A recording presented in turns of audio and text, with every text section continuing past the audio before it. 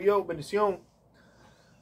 So, I just finished doing another video, so I'm going to do another one. So, I wanted to touch briefly on something that I've seen. I remember seeing a video where somebody was doing a video on Yoruba mythology and, you know, the Orishas, yada, yada, yada.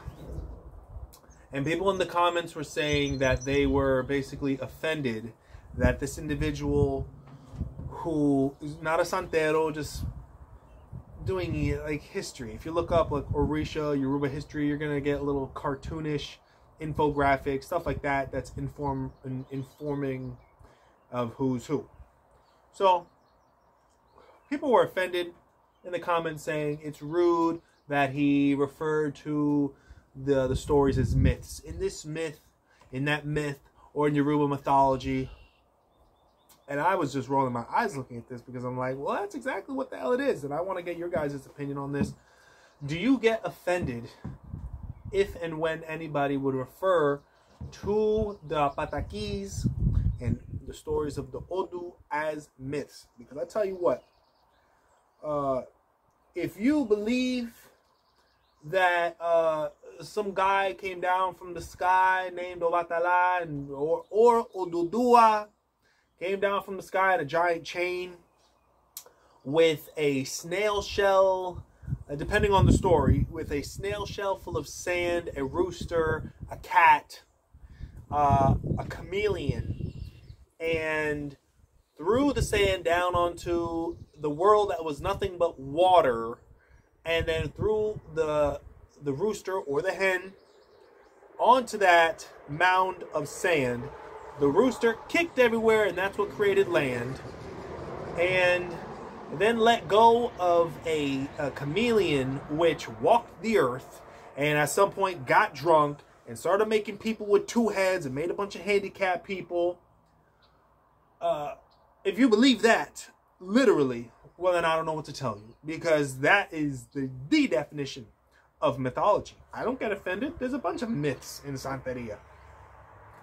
Let's see, what other myths are there? If you believe that Ochun was a beautiful woman, and then for some reason, I don't know, the world was in chaos or something, and transformed it into a beautiful peacock, flew towards the sun, and became Ibukole, and flew to Orun, and all the beautiful peacock feathers fell, and that became an ugly vulture, and it moved Olorun, Olodumare's heart, and Olofi blessed the world, and Ochun saved the world. If you believe that literally, then I don't know what to tell you. That is mythology. Ocha is full of mythology. They are myths. They are stories to teach mankind. If you believe that Ochosi shot an arrow and he just spoke to it, and he accidentally or on purpose, well, accidentally, you know, justice, the stories about justice, killed his mother just by speaking to an arrow, and it just happened to land in his mother's chest, I don't know what to tell you. These stories, I like the way Reza Aslan puts it. He's a doctor of religion. He says that when it comes to historical figures in the old days, when people spoke about these mythical figures that we know, it wasn't so much the story that was important. The facts, the details weren't important. It was the lesson to be learned.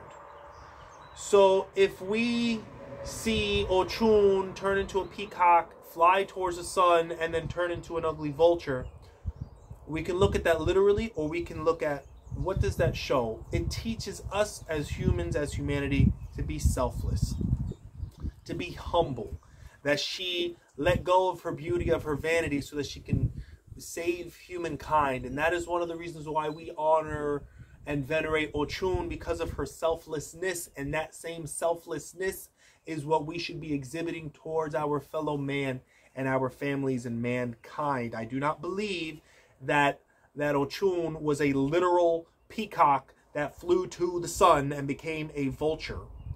but I believe in the message that it's telling of selflessness. I don't believe that Ochosi shot an arrow, he spoke to it, and it magically landed in his mother's chest. But I believe in the story, in the message that it's saying, is that it tells us about the character of Ochosi, that he is blind justice. So before you go to him for anything, make sure that you are not the one who has done the sinning or whatever. Before you want to take someone to court, that you're not the one who's actually the perp, because Ochosi is blind justice, and is so blind in that justice that he was willing to shoot that arrow and ended up killing his mom, and that shows us blind justice. It's the message behind the story, behind these crazy myths. You know, do I believe that Yamaya cried and she burst into a river and she became a river? No more than I believe that was it Vishnu or Shiva opened his mouth as a child and the universe was in his mouth, or Hanuman is a monkey that jumps around, and Ganesh is a god that got his head chopped off by Shiva and then got it replaced with an elephant head. These are stories to teach humanity about character and look at ourselves from a different perspective and just get a better understanding of ourselves from humanity, and also learn from these deities that we have. Okay, that's just my perspective. I could be completely wrong, but I do not take these stories serious. I don't want to say not seriously. That's inappropriate. I don't take them literally, because if we take everything literally, then I don't know. Then I guess the world really did flood and know how to get to of every animal.